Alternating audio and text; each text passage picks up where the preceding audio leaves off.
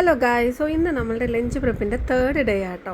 അപ്പോൾ നാളത്തേക്കുള്ള ലഞ്ചിന് വേണ്ടിയിട്ട് നമ്മൾ ചൂര മേടിച്ചിട്ട് വന്നു കേട്ടോ. ചന്തയിൽ നിന്ന് ചൂര മേടിച്ചു. എന്നിട്ട് ഇന്ന് ചീര തോരനാട്ടോ, പച്ച ചീര, നല്ല ഫ്രഷ് ചീര ഉണ്ടായിരുന്നു. അങ്ങനെ 2 കെട്ട് ചീരയും മേടിച്ചിട്ട് വന്നു.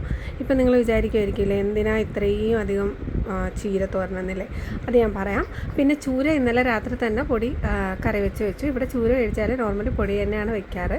പിന്നെ മത്തങ്ങയും പരിപ്പും കൂടി ഇട്ടൊരു ഒഴിച്ചേറി വെക്കുന്നുണ്ട്. ഒഴിച്ചേറിയല്ല, എരിശ്ശേരി പോലെ. എരിശ്ശേരി തേങ്ങ വറുത്ത് നമ്മൾ ചേർക്കുന്നില്ല കേട്ടോ.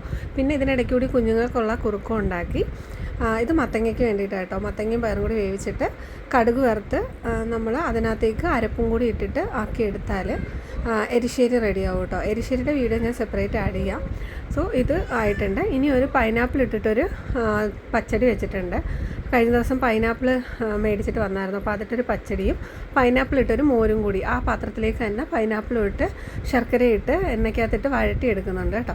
എന്നിട്ട് നമ്മൾ അതിനകത്തേക്ക് മോരും കൂടി ആക്കി. പിന്നെ കടുമാങ്ങ അച്ചാറിന് വേണ്ടിയിട്ട് മാങ്ങ അരിഞ്ഞ് വെച്ചിട്ടുണ്ടായിരുന്നു. അപ്പോൾ അതും കൂടി വെച്ചിട്ടുണ്ട് കേട്ടോ, അച്ചാറിന് വേണ്ടിയിട്ട് അതും. പിന്നെ ചീനി വെച്ചിട്ടുണ്ടായിരുന്നു കേട്ടോ. ചീനിയും ആക്കിയിട്ടാണ് എടുത്തത്. സോ ഇതൊക്കെയാണ് ഇന്നത്തേക്കുള്ള ലഞ്ചിൻ്റെ നമ്മളുടെ മെനു. അപ്പോൾ ഈ പൊതിഞ്ഞ് വെച്ചേക്കുന്നുണ്ടോ, നമ്മൾ മാസത്തിലൊരു വട്ടം ആരോഗ്യം ഇല്ലാത്തവർക്ക് വേണ്ടിയിട്ട് ഫുഡ് കൊടുക്കാറുണ്ട്. അപ്പോൾ ഇന്ന് അതിന് വേണ്ടിയിട്ടാണ് ഇത്രയും കറിയൊക്കെ വെച്ചിട്ടുണ്ടായിരുന്നത് കേട്ടോ. ഒരുപാടൊന്നുമില്ല, 3-4 പൊതി വെച്ചിട്ടാണ് കൊടുക്കാറ്. അപ്പോൾ ചോറും ചീനിയും പിന്നെന്താ കടുമാങ്ങ അച്ചാറും എരിശ്ശേരിയും ചീരത്തോരനും മീൻ കറിയായിരുന്നു ഉണ്ടായിരുന്നത്. പിന്നെ ഒഴിക്കാനായിട്ട് പൈനാപ്പിൾ ഇട്ടൊരു മോര് കറിയും കൂടി